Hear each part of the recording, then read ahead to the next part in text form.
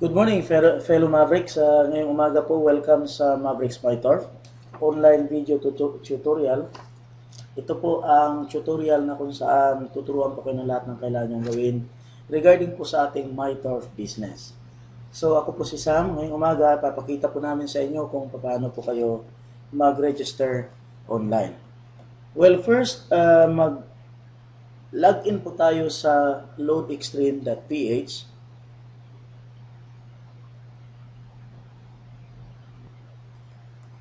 www.loadextreme.ph.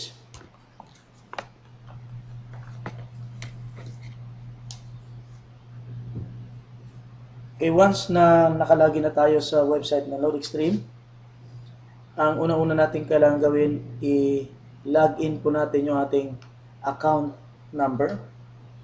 Dito po sa account login, i-type po natin yung ating ID. For example, itong aking ID, dahil ako po ang magsa-sign up ng isa sa mga downlines ko.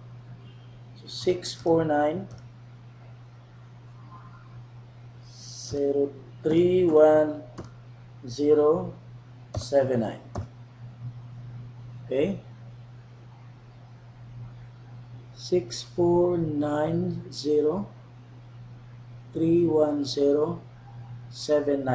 Ayan. Okay, and then yung inyo pong PIK.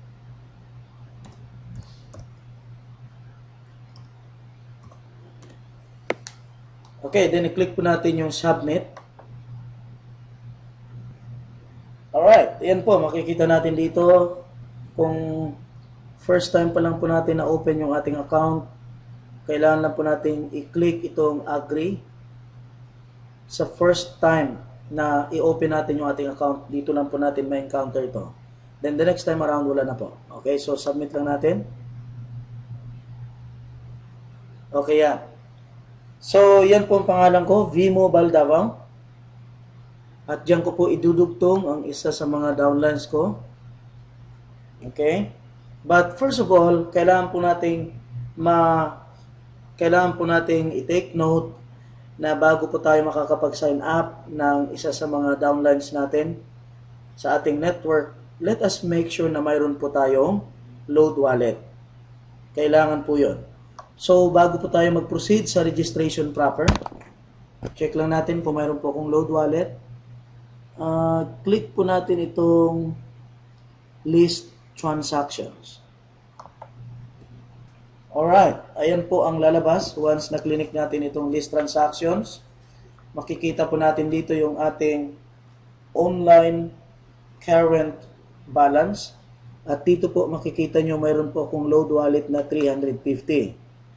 Remember, kailangan pong mayroon tayong load wallet na at least 250 pesos. Ulitin ko po, at least 250 pesos, meron tayong load wallet in order for us to sign up a new member. So dito po, meron akong 350, so that means okay. So, click nyo lang po. Let's go back to the main menu. And then, mag-proceed na po ako sa pagsa-sign up online. Now, dito po, sa menu, dito nyo po makikita itong wrap registration sa bandang ibaba. I-click lang po natin ito.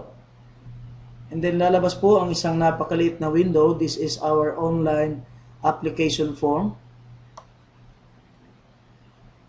Yan.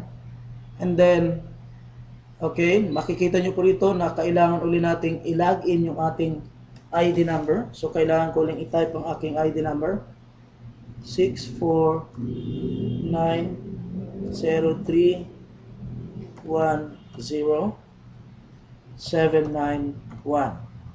And then, kailangan kong i-login uli ang i-type ang aking PIK. Okay. And then, dito po, kailangan ko nang i-input, kailangan kong i-type yung isina-sign up ko po. So, kung kayo po nagsasign up, dito po itatype niyo yung name, yung complete name ng magiging new member under you. So, for example, ako po, ang isa-sign up ko is yung aking friend na si Laverne Kalunsag, okay. Laverne.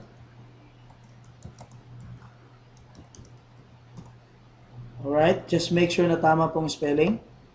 Double check. Sapagkat ito po ang lalabas na spelling doon po sa cheque na inyo pong kukunin later on kapag gusto nyo nang gusto nyo na pong i-encash ang inyong earnings. So once na sigurado na kayo sa spelling na tama, susunod po ang type nyo ang cell number 0916 519 4580. Ito po yung cell number nung sina-sign up ninyo. Okay? And then, birth date, 07/12/1985. So, make sure po yung format ng pagta-type natin ng birth date, ito po ang format na susundin ninyo. Month, day, year. At yung year po dapat 4 na digit. Hindi lang po 2.